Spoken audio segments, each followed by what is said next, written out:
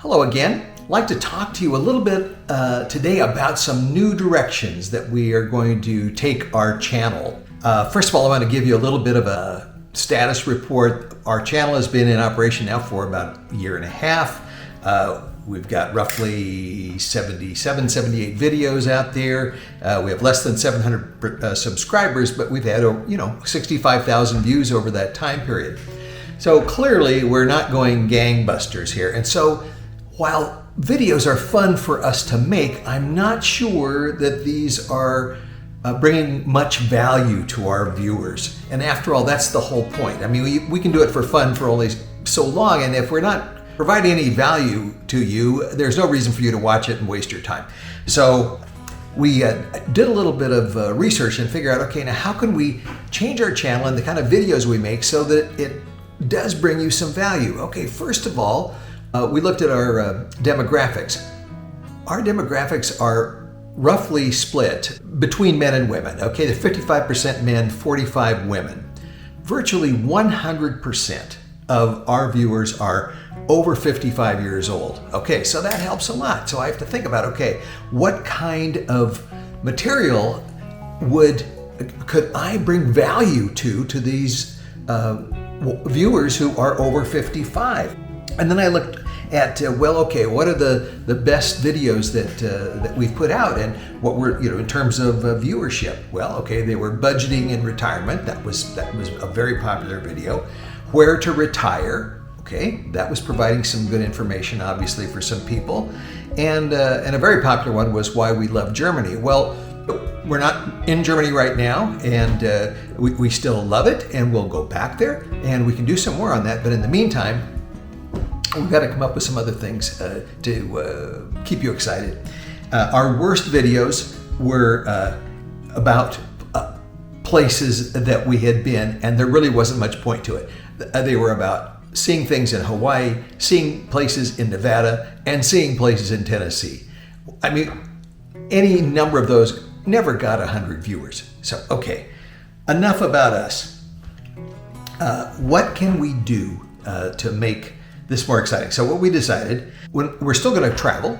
We're going to cover budgeting and a particular place where we go, so we can give you an idea. Okay, what if you go to a certain place, how much can you expect to spend, and how much did we really spend?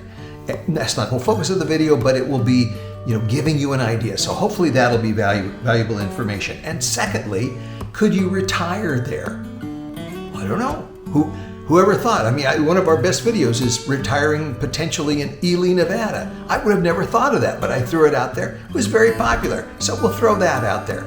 The third thing is something that I imagine that our audience is facing, and that is their overall health and how long they can keep traveling. Okay, for me, travel is my life. If I couldn't travel anymore, you might as well just put a pillow over my head. It's my reason for living, and I hope that I'm in my mid-70s. I'm almost 75 years old. I hope that 25 years from now, if YouTube's still in existence, I can still be putting out videos, about places and exciting things and things to get people excited about. So given that. The concept is to obviously keep traveling for as long as you possibly can and stay healthy. Okay, here's a special challenge. I have type 2 diabetes. I was diagnosed 8.5 years ago. Not to bore you with all these numbers, but at that time my BMI, my body mass index, was 32.2, not terrible. My A1C was 6.8. Those are the two metrics that I use. Okay, so 8.5 years later, my last doctor appointment less than a month ago, my BMI is 31.5, and my A1C is still 6.8. So it's not going anywhere, but it's potentially going in the wrong direction, so much so that the doctor suggested that, well, you've had it for quite a while. You might think about taking these non-insulin injections of some of these new medications we have. Wait a minute. I'm not going to do that. Unless I absolutely have to. I'm going to avoid that as much as possible. Now, I know there's a lot of people who have type 2 diabetes those certainly who have type 1, much different and more restrictive in terms of their lifestyle than mine is. I mean, you could still call mine fairly mild, but I'm on a one-way street. I mean, the way this is going, I mean, I can just see this.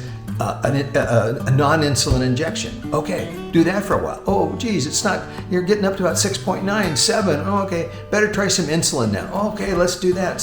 And then I'm taking insulin. This is not the way I envisioned my life. And then what's next? Oh my God! Then you've got you're going to face potentially all the negative complications from diabetes, which we all know about and we've all read.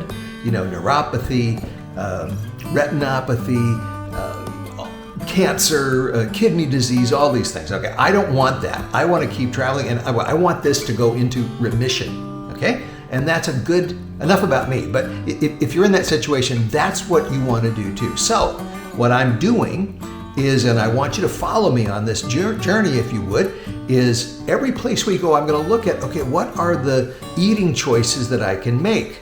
I take metformin, which is the basic medication for type 2 diabetes before you go on to anything else. And I want to eventually get off that, or at least that A1C not go any further. That's my goal. I want to go into remission. And, and for those people who have type 2, hopefully that would be your goal as well. I know it's hard, won't be easy, but that's what we're going to talk about. Okay. In this last trip we took, I did make some little clips of meals that we chose that could be considered diabetic friendly. Some people may argue about it, but I'm going to throw those out there and just give you that idea. Okay, that's it for now. Enjoy the show, and we'll see you in the next video.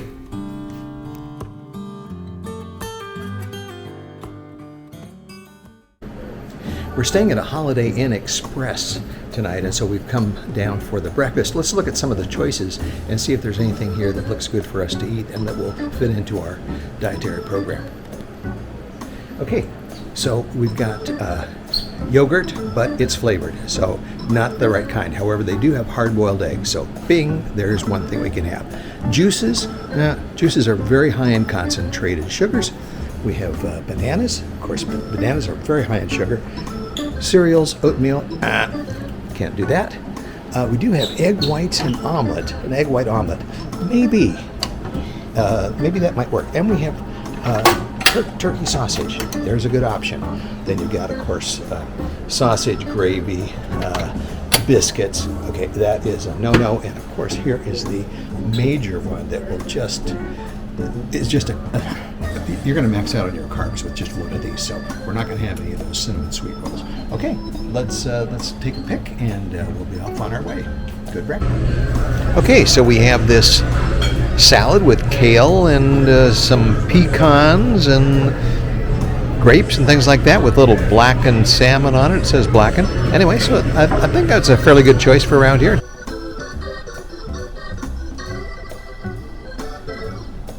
Okay, we're eating in a grill, West End Grill it's called. Probably the preferred choice is grilled salmon on spinach salad. So that's what we have here tonight.